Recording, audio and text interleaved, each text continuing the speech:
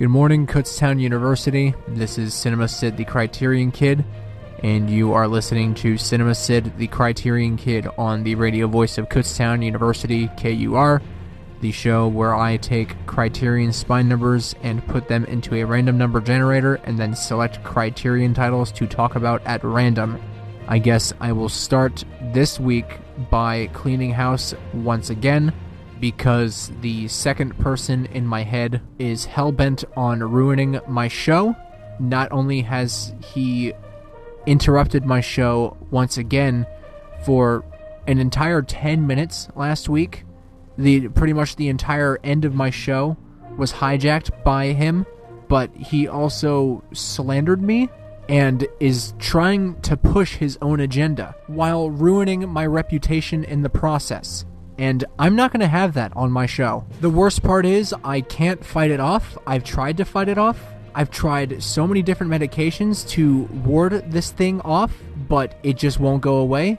And I can't control when it comes, and I don't remember when it comes. I don't remember anything that happens during it. I don't remember what I say. I don't remember what I do. It's just like a possession. It's a possession. And now he's saying things like video games can be cinematic, or that I'm a lonely person and that I want correspondence through my Instagram account, which is at CinemaCid the Kriterion Kid, spelled with a K for alliteration's sake, or my email of the same name at gmail.com. Look, okay, I don't need people. All I need is cinema. People are a waste of my time, and cinema satisfies my intellectual hunger. It quenches my sophisticated lust. Cinema is for the enlightened, and video games are and always will be for babies. If you are a video game playing baby, you are not welcome to listen to this radio show. That is only for sophisticated adults like myself. Get out. And for those who are mature enough to actually understand the complexities of art and the human mind, then welcome to Cinema Cid the Kriterion Kid, which I have already established is the show where I take Criterion spine numbers and put them into a random number generator and then randomly generate Criterion spine numbers to talk about a movie at random. My name is Cinema Cid, the titular Criterion Kid. Let's get to the show. Before I begin, I would like to acknowledge that it is actually the first day of February, which means it is the first day of Black History Month, which means each week, along with the Criterion 2022 Challenge pre-planned film, I will also have a pre-planned film that celebrates the successes of Black Americans in reference to cinematic achievement. Firstly, I will do my usual random number generation of a Criterion spine number, but then afterwards I will choose a film to talk about by a Black director and talk about that at length, and then finally talk about my pre-planned Criterion 2022 Challenge film. And then after that, time permitting, hopefully I will actually get to talk about movies that I wish were on the Criterion Collection, unlike I was able to last week for reasons that I refuse to talk about again, because I will scream into this microphone that I am currently speaking into. First up, we have Spine 726, which is Macbeth, directed by Roman Polanski. I haven't seen Macbeth, directed by Roman Polanski, but I feel like he's a pretty good director, and he can do no wrong. Spine 822 is Clouds of Sils Maria, directed by Olivier Assayas. We've definitely gotten these two films in previous episodes of this show, and I haven't seen those then, and I haven't seen them now. The next one is Spine 7, A Night to Remember, directed by Roy Ward Baker, and I have never seen that movie. Spine 607 is a Hollis Frampton Odyssey, directed by Hollis Frampton. This film doesn't even have a Wikipedia article. The text is black. It's not a blue hyperlink like every other film on this list is, or has. So that is peculiar, but I haven't seen it. Spine 482 is Two or Three Things I Know About Her, directed by Jean-Luc Godard. I have not seen that. Spine 925 is Midnight Cowboy, directed by John Schlesinger, and I haven't seen Midnight Cowboy. I think that's the one where he hits the taxi, and then he's like, I'm walking here, because the taxi tries to hit him. The next film is Donkey Skin, which is Spine 718, directed by Jacques Demy. I have not seen that. Spine 1012 is All About My Mother, directed by Pedro Almodovar, and I haven't seen that. Spine 487 is That Hamilton Woman, directed by Alexander Korda. I haven't seen that. The next spine up is 206, which is Lola, directed by Rainer Werner Fassbinder, and I haven't seen that. So we'll do 476 now, which is The Curious Case of Benjamin Button, directed by David Fincher. The Curious Case of Benjamin Button, directed by David Fincher, is based off of a short story written by Eric Roth and Robin Swikord, or something like that. I don't know how you pronounce that. Oh, wait. No, that's who wrote the script. The story was written by F. Scott Fitzgerald in 1922, and it stars Brad Pitt and Kate Blanchett, which I think they were also in the Titanic together. It is about Brad Pitt, who is born as an old man, and then as his life progresses, he gets younger, and he dies a baby. I don't remember the technical aspects of this. I don't remember the objective qualities that would make this film objectively good, but I have seen The Curious Case of Benjamin Button, and I liked it when I saw it years ago. It is also the only film in the Criterion Collection that is in just a standard blue Blu-ray case and not the clear Skinovo cases, which I find very odd. I think they had some deal with Paramount when they released it, because otherwise this film would not have made it to the Criterion Collection, because, I mean, it's not really sensational or anything, but, you know, it's pretty good. I feel like it was probably just a ploy for money on Criterion's end, but to each their own, I suppose. Spine 323 is The Children Are Watching Us, directed by Vittorio De Sica, which this film is probably Italian neorealism, because Vittorio De Sica is an Italian neorealist director. The next spine number is 813. I haven't seen that film, by the way. Spine 813 is Wim Wenders' The Road Trilogy, the entire trilogy. I mentioned this in the previous episode, or the episode before that, and I'm really interested in seeing that Road Trilogy, but I have not seen the Road Trilogy directed by Wim Wenders. So the next spine number is 922, which is The Other Side of Hope, directed by Aki Kaurismäki. That sounds Japanese, but it is Finnish, and I haven't seen that. The next spine number is 977, which is Blue Velvet, directed by David Lynch. I talked about it a little bit before on the show, but nothing really in detail, and now it's time to talk about it in detail. But for those who know who David Lynch is, he is not an easy person to talk about, so do with that information as you will. Blue Velvet is David Lynch's second most spiritual film. I will not elaborate on that, but I am going to begin talking about Blue Velvet pretty extensively. I guess the first thing that I should say that I'm going to do is give the plot synopsis of Blue Velvet, which I generally don't like to do. I kind of like to just kind of give a little overview and then talk about why it is important to cinema and why it is in the Criterion Collection. However, with Blue Velvet and many other David Lynch properties, they mostly feel like dreams, and David Lynch is a dreamer, and when he dreams, he puts his dream to film, and then they show up in my dreams, and then I feel violated, I feel invaded, and I want it to stop, but it never will, because I will never stop watching David Lynch films. Now, due to the film's extensive provocative nature being one of the key themes of the film, every instance of the verb that starts with S that means to commit a provocative act will be replaced with eater, so as to fall in line with the guidelines of the FCC and to also retain the family-friendly aspect of Cinema Cid the Kriterion Kid. Okay, so I'm going to recall this from memory because I last watched Blue Velvet just a few days ago. So let's see how well I do. A man is mowing his lawn, and then he has a heart attack, and the man who had the heart attack is the father of our main character. There was no point to the scene where the man had a heart attack, though. Our main character, played by the cute and boyish Kyle MacLachlan, his name is Jeffrey Beaumont, the character, is traveling through a field one day, and he finds an ear. And he's like, this is weird. So he brings it to the police because he just found an ear, and he wants to see if the police can maybe find some identification. And the police are like, all right, well, let's take this. Later on, he goes to the officer's house because they live in a small town. He and the officer, they live in Lumberton, I believe. I don't remember what state, maybe like South Dakota or something, some South Carolina, maybe. So, I think it's one of the South states. Anyway, the business of the police is now kept down on the hush-hush levels because I guess there was a breakthrough with this ear.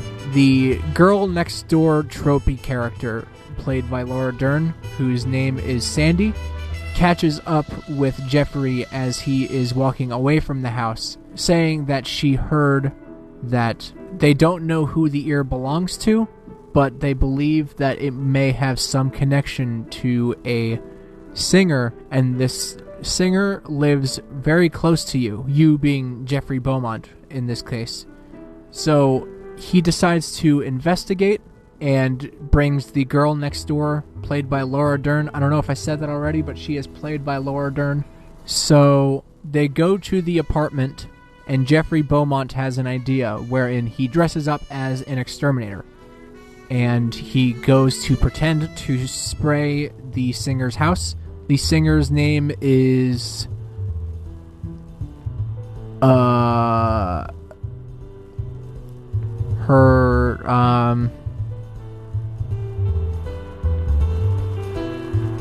I don't remember her name. She's played by Isabella Rossellini, who was at the time Martin Scorsese's ex-wife, because they were not married by the time Blue Velvet came out. I guess she still is Martin Scorsese's ex-wife. They are no longer married, and they were no longer married when Blue Velvet came out as well. But they were married during pre-production. She is also the daughter of Ingrid Bergman, not to be confused with Ingmar Bergman. So Kyle MacLachlan goes to spray the singer's house. Not like actually though, just like pretend to. And while he's there, he slips the key to her apartment so he can return later and be a little weirdo. So he does that. He goes to be a little weirdo. He goes back to the apartment, and then the singer comes home, and she's all panicked and everything. And she's like on the phone, and she's like, "Oh no, I'm panicked and everything." And then she like starts like taking off her clothes and stuff. You know, she's in the comforts of her own home, even though she is unaware that Kyle MacLachlan is being a little creepy boy and staring at this woman having an attack, like a panic attack. He is then caught because he hid in the closet, which was a very bad place to hide. And then it turns out the woman has some sort of problem with eater and violence. So she accuses him of being a P word, a synonym for Peeping Tom, even though Peeping Tom also starts with P, but that is two words. So the word I'm thinking of starts with a P that means Peeping Tom, but is one word. And then she... it's really hard to explain. This is a David Lynch movie. It's also really hard to explain on the radio. I don't know what I can or cannot say, which is why I'm going to say eater whenever I talk about how they start having eater. Before they begin having eater, a person enters the apartment of the singer, and Kyle MacLachlan quickly has to hide. And the person who enters the apartment is played by Dennis Hopper, and his character's name is Frank Booth. And he's very unhinged and off the rails, and he is definitely very angry, which is where the singer gets all the problems with violence in connection to Eater Eater. And through a lot of dialogue, I guess Kyle MacLachlan makes the connection that Frank Booth kidnapped the woman's child and husband, and then the day ends. So he goes back to the apartment the next day to have Eater Eater because he is a weirdo, and then Frank Booth comes back and he sees Kyle MacLachlan and the singer about to have Eater Eater, and then they decide to go for a ride to the place where they are keeping the woman's son and husband, and then they beat Kyle MacLachlan up. And then after that, Kyle MacLachlan goes to the police, which is the only sensible thing in the movie that he does. And then the police get involved, and it turns out the person that Frank Booth is working with is the partner of the father of Sandy, whom was given the ear in the beginning of the movie. And then they cracked the case, and it turns out the ear belonged to the singer's husband, and the singer and the son are reunited, not unlike Paris, Texas, directed by Wim Wenders. So that was the plot synopsis of Blue Velvet, directed by David Lynch. A common misconception about David Lynch is that you need to have a big brain to understand the symbolism behind David Lynch properties, but the fact is that there is no hidden symbol behind David Lynch properties. He is just a weird man who likes to put his dreams into movies, and Blue Velvet is no exception, and the supplements of the Criterion support that, because upon inspection, all of the supplements are just about the behind the scenes of Blue Velvet, not about the cultural impact, other than the fact that everybody at Cannes hated it because they thought it was sexist. So Blue Velvet is pretty good. Watch Blue Velvet. Stay tuned after these messages for a pre-planned film that I chose to talk about for the first week of Black History Month. Welcome back to Cinema Sid, the Criterion Kid, on the radio voice of Kutztown University, KUR. I am about to begin discussing a film for Black History Month, and this week's film is going to be Do the Right Thing, directed by Spike Lee, which is kind of predictable. This is probably one of the go-to films, not only for Criterion Collection, it's one of the best releases I've ever seen, but for a standout film from the 80s, and a very politically conscious film about racism, which is unfortunately still more than relevant today. The Criterion release of Do the Right Thing comes with an astonishing journal that Spike Lee kept during pre-production of the film before he began even writing it, where he would just jot down these little ideas that come to him, and then he would then compile everything into the screenplay a few months later. He originally set out just to make a story that took place on the hottest day in Brooklyn, and that the film would end with a riot. However, I don't think he intended to make it about race relations at that point. He just wanted to shed light on the diverse communities that were in Brooklyn, or specifically Bed-Stuy. But as he came up with more ideas, he knew that it was his duty to make this film politically conscious. And Spike Lee uses heat as a tool to release all of the pent-up rage and prejudices of the communities of Bed-Stuy. That would then turn explosive at the end of it and bring out the worst in everybody. In his journal, he says that he even wants the audience to feel the heat. He wants them to be sweating in their seats. Spike Lee's DP, Ernest Dickerson, is probably one of the reasons that the heat in this film is captured so well. I would also maybe accredit it to Wynn Thomas, the production designer of the film, but the way that Ernest had his lights in this film work is that he would have lights flood inside of buildings, and there would be like very harsh lights on people, creating like these hard shadows. There's no softness of the shadows at all. Everything is identical to sunlight. Because everybody is just soaked in sweat, it makes everything glisten. The light catches onto everything. There seems to be some sort of orange color correction as well. I don't know if it's gels on the light or maybe some lens filters, but Do the Right Thing is noticeably orange. The lenses that Ernest Dickerson chooses to use, especially for his close-ups, are these wide-angle fisheye looking lenses that kind of warp the edges. It pushes everything in, making everything very uncomfortably close, like it's magnifying it. And I also mentioned Wynn Thomas, the production designer of the film. He didn't really do the production on the outside structures of the buildings because Do the Right Thing was shot actually on one block, so that's actually kind of a feat in itself. The fact that this entire movie was just shot in one literally localized location.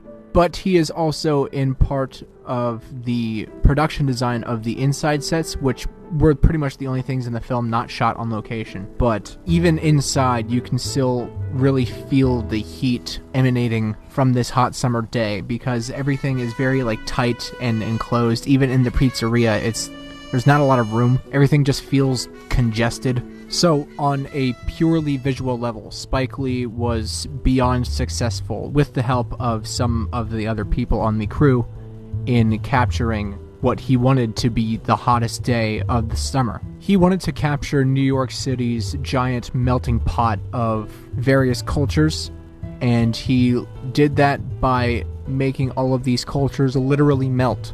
In a figurative manner of speaking. As I've mentioned before, Spike Lee wanted to use this heat as a tool to bring out all of this anger and make this film a politically conscious film. He wanted to make it very anthemic, which he does so by hiring Public Enemy to write the song Fight the Power for the film, which would play every single time Radio Raheem was in a scene. Do the Right Thing is unfortunately incredibly prophetic. Actually, I guess prophetic in the sense as it stands today, but not really prophetic as when it came out in 1989, considering the events depicted in this film were relevant then too, having been directly inspired by the murder of Michael Griffith at Howard Beach in Queens, New York, just 3 years prior. If you'll excuse me, I'm about to spoil Do the Right Thing, so I apologize if you have not yet seen it. But watch it, it's important. The climax of the film's explosive third act culminates with the meaningless death of Radio Raheem perpetrated by the police, which 33 years later has aged better than it should have. Meaningless acts of police brutality are still inflicted upon black people. Do the Right Thing is a film that will hopefully become less and less relevant as the years go by, which is something rare for me to say and mean, but as long as the events depicted in the film still happen on a regular basis, progress is merely in stagnation. It's difficult to pinpoint the philosophical ideals of Do the Right Thing because Spike Lee includes both quotes from Martin Luther King Jr. and Malcolm X, both stating pleas for racial equality, but are contradictory in how to achieve this equality. I think this contradiction is a perfect way to end the film because it is a very complex problem to solve. There is no true answer. Spike Lee knows which philosophy he subscribes to. I know which philosophy I subscribe to. Hopefully the audience will know what philosophy they subscribe to. But the one thing that everybody can agree on is that there must be some solution. And hopefully that solution will one day soon rear its head. Do the Right Thing? It's pretty good. Watch Do the Right Thing, directed by Spike Lee. Next up is Week 5 of the Criterion 2022 Challenge, 5 of 52.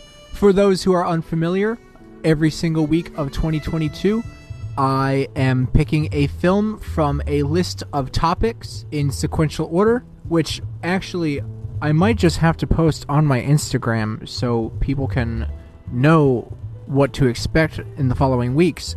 My Instagram is Cinema Cid the Kriterion Kid. I almost said at gmail.com, but that is my email, which you can email me saying something about the Criterion Collection, but my Instagram is at Cinema Cid the Kriterion Kid. In relation to the Instagram account and the email, Criterion is spelled with a K for alliteration's sake, because K is the first letter in the word kid. So I thought that might be pretty silly to make Criterion also spelled with a K. But anyway, speaking of kids, like I said, it is week 5 of 52 of the Criterion 2022 challenge, where I choose a film to talk about that is the topic of the week that it currently is. This week is a film from the 50s, so I chose Les Quatre Cents Coups, directed by François Truffaut. François Truffaut's Les Quatre Cents Coups, or The 400 Blows, is a French New Wave masterpiece from 1959. I would prefer not to know what it is like to be François Truffaut, because this is his debut feature film, and it is widely regarded as one of, if not his best film, and also one of the best films of the French New Wave cinema movement. Peaking at the very beginning doesn't seem like something that I would particularly be thriving for, and if François Truffaut tried a little bit less, maybe he wouldn't have had this issue. Because it's no easy feat to make a pretty much perfect film, and I don't know what François Truffaut was thinking when he was like, okay, let me make this perfect film, and nobody stopped me. Nobody stopped him, and he has regretted it since, I'm sure. I mean, I don't know if he actually did, but I know if I were him, I personally would have regretted peaking right in the beginning. He somehow did everything right, from the compelling casting to his selection of his director of photography, Henri Lequet, who also happens to be the director of photography on many Jean-Pierre Melville films. And you guys know that I love me some Jean-Pierre Melville, and I hope I get to talk about some Melville films one day. And I will, but that's a spoiler for another episode of Cinema Cid the Kriterion Kid. As I was saying, François Truffaut just somehow did everything like perfectly the first time, right down to the script. One of the biggest pro script writing tips is to write what you know, and François Truffaut takes this to the next level and literally writes about himself. Les Quatre Cents Coups is a biographical film.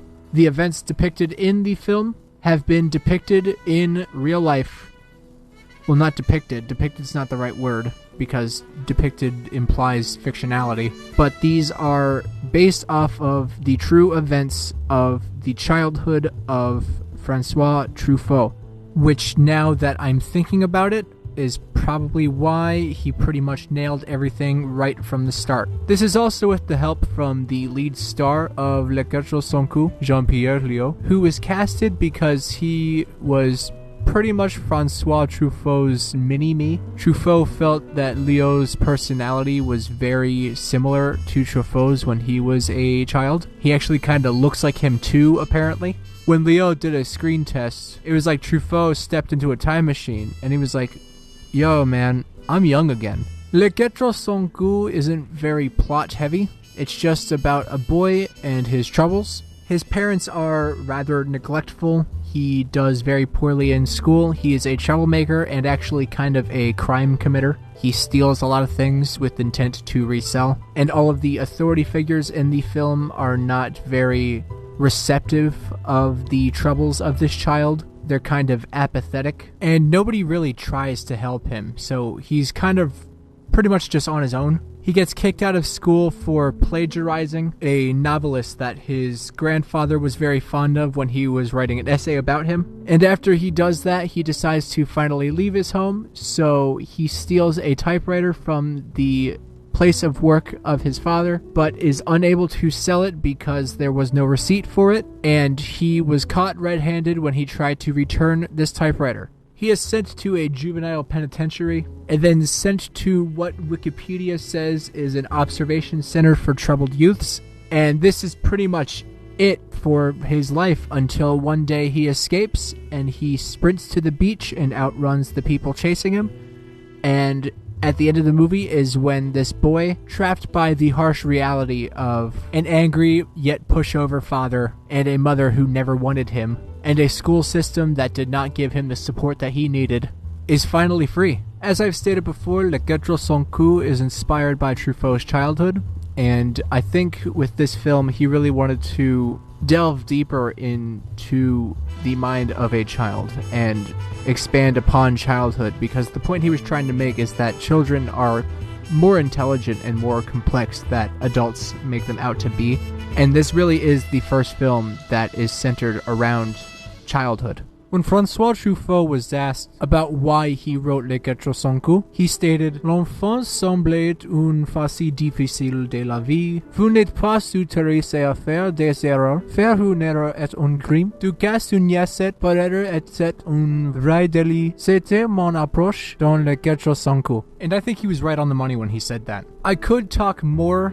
about Truffaut. I pretty much said everything that I needed to say about this film, because it's pretty simplistic, but anything else that I would say would just be biographical information about Truffaut that I find interesting and vaguely apropos to Le Quatre Cents Coups. So that was it for my short Criterion 2022 challenge review. I was anticipating it to be longer, but it wasn't. Le Quatre Cents Coups by François Truffaut. Pretty good. Watch Le Quatre Cents Coups. We are coming up on a break, but stay tuned afterwards because I will be talking about movies that I wish were in the Criterion Collection, and hopefully this week is the week that I can actually do it scot-free and not get interrupted by a f***ing video game playing child. So let's cross our fingers and hope. Hopefully you will hear from me after break. If not, I am sorry. You have a good morning. I'll be back. Am I on? Is this... Oh my god. Okay. Hey everybody, this is Cinema Cid, the Criterion Kid, on the radio voice of Kutztown University, KUR. It's truly a blessing. I'm still here. The show's still going on. Alright, cool.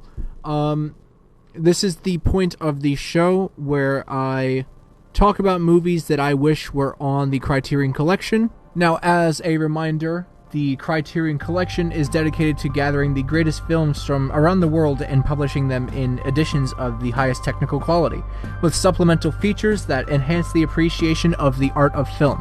So, as the Criterion background states, I am choosing what I believe to be the greatest films out there and feel that I can provide a strong case for them to be added to the Criterion Collection. So to start things off is going to be a somewhat recent film. From 2019 is Milko Davis and Thomas Martwick's Jurassic Thunder. It is about zombies, and I guess they are roaming the planet. And because they are roaming the planet, I guess World War III is on the cusp of happening. And in order to stop the zombie... It's not really an apocalypse. I guess it's just a... I don't know. World War III is happening, or is going to happen because of this zombie apocalypse. And to ward off World War III, as well as the zombies rampaging...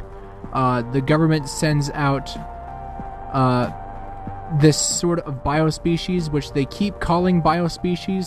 I think it's bio something. They keep calling biospecies throughout the film, despite the fact that the species, my apologies, is just dinosaurs. And I guess the dinosaurs are attracted to rotting flesh, and they eat the zombies. But then the dinosaurs revolt, and then the US government needs to stop the dinosaurs and the zombies at the same time. And there is a very good Donald Trump impersonator who is not Alec Baldwin in this film, but I think he could rival Alec Baldwin in his Saturday Night Live portrayals of the ex-president. Moving on, the next film that I wish was on the Criterion Collection is I'm gonna flat out say I haven't seen the film I'm about to talk about, and it's fine because it's not on the Criterion Collection anyway. So you can't expect me to have seen it because I really only watch movies on the Criterion Collection. But if this film ever does get a Criterion release, then I will watch it. It is the sequel to a film that I've talked about on the segment of the show before. It's the sequel to the movie 00K9, and the film is called 00K9 No Time to Shed.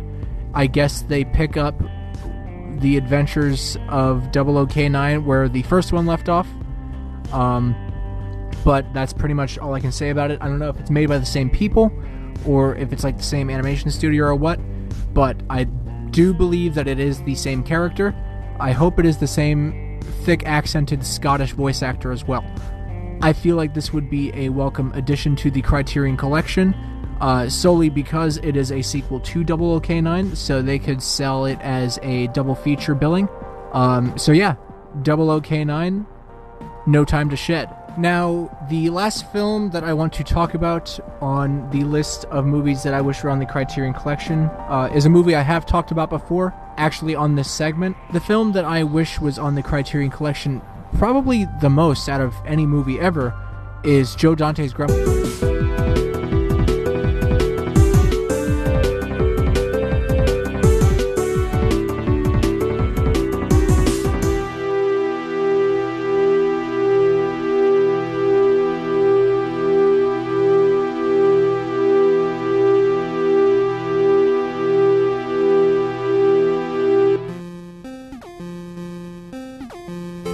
Hey everybody, welcome to Gamer Corner. My name is Jeff the Gamer, and I am here to talk about some video games.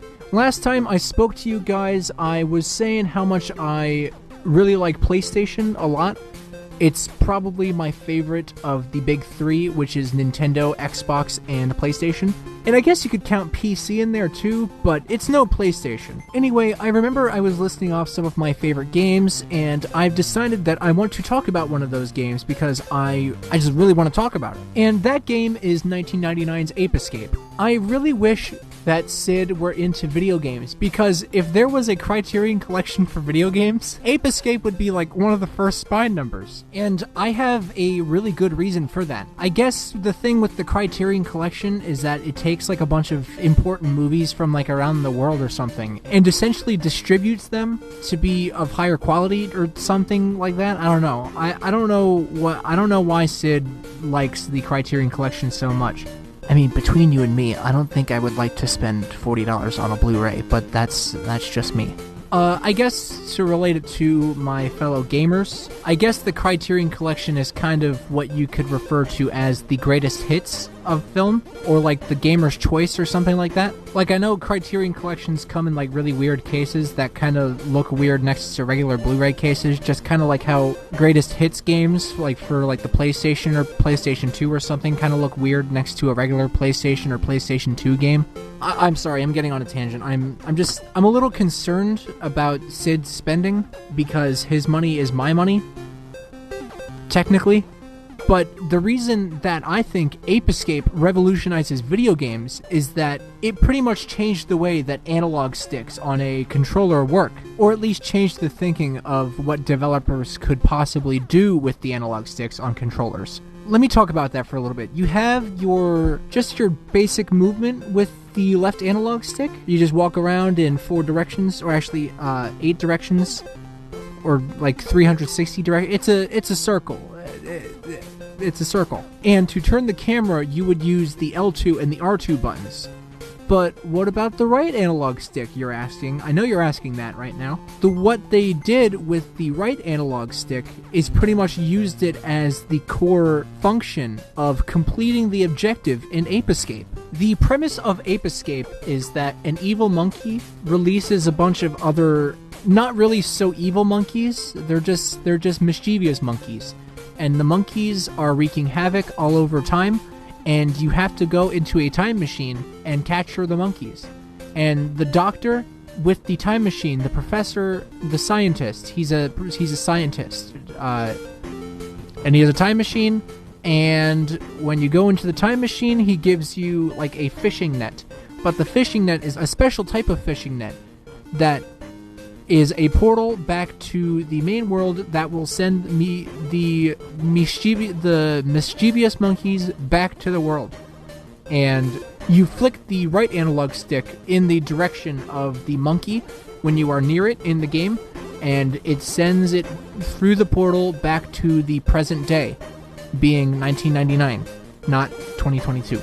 There were also a bunch of other gadgets, like a helicopter type of paddle, and you would vigorously like spin the right analog stick, and then it would make you fly. What else? You would control an RC car with the right analog stick, and you could still move yourself with the left analog stick, so you can like move two things at once, kind of like the Nintendo game Astral Chain. So Ape Escape is kind of like the precursor to Astral Chain in that regard. And what else? There's a raft that you can ride on the water, and you control it. You paddle it with the left and right analog stick, and if you click down the right analog stick, you can fire things. You can fire missiles. I mean, there's a lot of other things in Ape Escape, but I can't recall them right now. But that's okay, because it looks like we're running out of time anyway. And I also haven't played Ape Escape 2 or 3 or any of the other Ape Escape games. I think those are pretty much the main ones. I think there might have been a couple for the PlayStation 3, but I don't know if those are like really canon or worth playing or anything. But maybe I will play it someday. I hope I do, because I really want to explore the Ape Escape franchise more. My name is Jeff the Gamer. This was Gamer Corner, a subsidiary show of Cinema Cid the Kriterion Kid, which is a show about movies on the Criterion Collection. This subsidiary show is about video games. Thank you to my buddy Cid for allowing me this opportunity to talk about video games. You can follow him on Instagram at CinemaCid the Kriterion Kid, and email him at cinemacidthecriterionkid@gmail.com. In both of those handles, the Criterion is spelled with a K for alliteration's sake.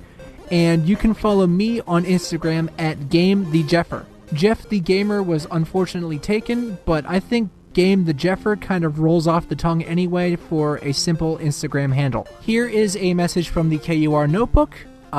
Take care, everybody. Love ya.